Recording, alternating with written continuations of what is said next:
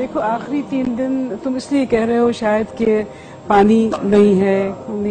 یہ تو پورا سفر ہی بہت کٹھن ہے، لیکن چونکہ راہ خدا میں ہے لہٰذا اس سے زیادہ کوئی لذت آشنا سفر بھی نہیں ہے۔ آپ کو معلوم ہے، سب کچھ پتا ہے، ایسا نہیں ہے کہ نہیں معلوم۔ لیکن آپ مقام ایسا کہ دریائے فرات کو کم کریں تو مطلب سب سامنے سب جی بالکل، لیکن یہ کہ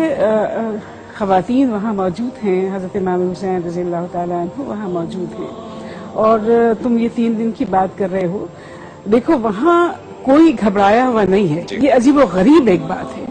یہ اللہ کی طرف سے ایسی ان کو تائید حاصل ہو گئی تھی اور ایسی سکینت ان کو حاصل ہو گئی تھی کہ وہ جتنے مطمئن تھے اور جتنے زیادہ باہمت تھے، تاریخ عالم اس کی مثال پیش نہیں کر سکتا، اور یہ ایک ایسی تاریخ ہے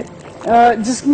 میں اندر جانے کے لیے خون کے دریا میں جگر کو تھام کے جانا پڑتا ہے۔ سچی بات یہ ہے، جگر کو تھام کے جانا پڑتا ہے، خون کا دریا ہے، اس میں آپ کو جانا ہے۔ اور تاریخ دیکھو، تاریخ خود کوئی مقصد نہیں ہوا کرتا، بلکہ اس کے جو واقعات ہوتے ہیں، اس کے جو نتائج ہوتے ہیں، دراصل وہ مقصد ہوا کرتے ہیں، اور یہ تاریخ جو ہے یہی مقصد زندگی بھی ہے۔ یہاں خواتین نہیں گھبرائی ہوئی ہیں، بچے نہیں گھبرائے ہوئے، اور جب آپ کے ساتھ جو لوگ ہیں وہ آپ کے انصار جو ہیں وہ آپ کی طاقت و قوت بنے ہوئے ہیں، تو کیسی گھبراہٹ، کیسی پریشانی۔ اور حضرت امام حسین رضی اللہ تعالیٰ عنہ جیسا انسان جو حضرت علی کے بیٹے ہیں، سرکار دو عالم حضرت محمد مصطفیٰ صلی اللہ علیہ وسلم کے نواسے ہیں، جن کو معلوم ہے کہ کیا ہے، جو لذتیں بھی جانتے ہیں، ابھی لذت آشنا نہیں ہے لیکن لذت آشنا ہے، لذت سے ابھی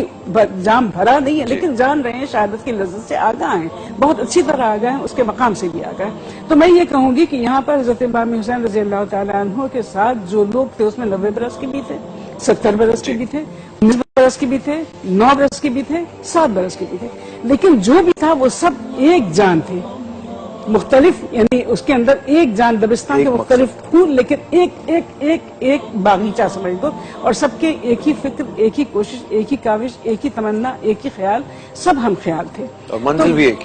بھی ایک ہے۔ تو ہر ایک حضرت امام حسین رضی اللہ تعالی عنہ کا ساتھی چونکہ بنائے ہوا ہے۔ وہاں بیویاں جو ہیں اپنے بچوں کو ہتھیار پہنا کے کہہ رہی ہیں کہ جاؤ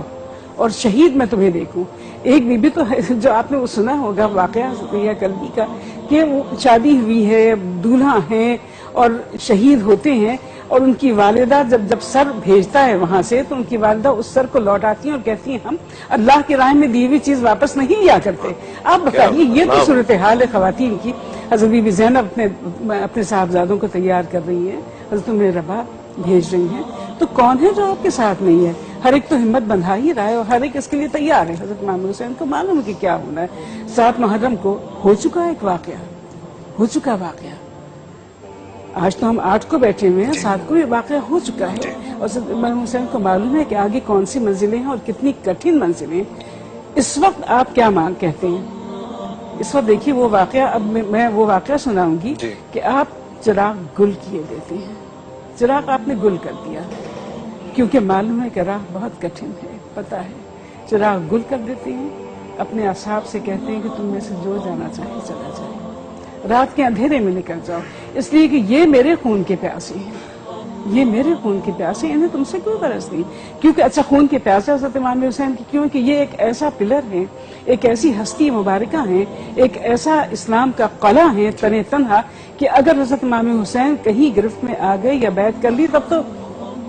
مسیح ہیں، پھر تو کچھ رہا ہی نہیں۔ تو حضرت امام حسین یہ بات ارشاد فرماتے ہیں، لیکن وہاں انصار کیا کہتے ہیں وہ جواب بھی ہمیں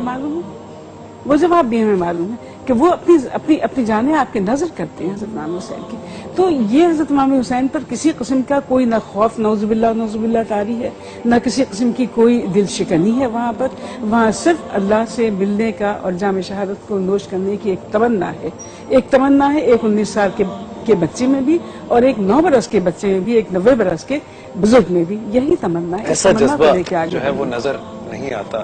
اور ابھی میں آؤں گا فیض بھائی آپ کی طرف بھی، مولانا صاحب آپ کی طرف بھی، کہ آج کل کیوں نہیں ہمیں اس طرح کا جذبہ نظر آتا۔ ابھی ہم سیدہ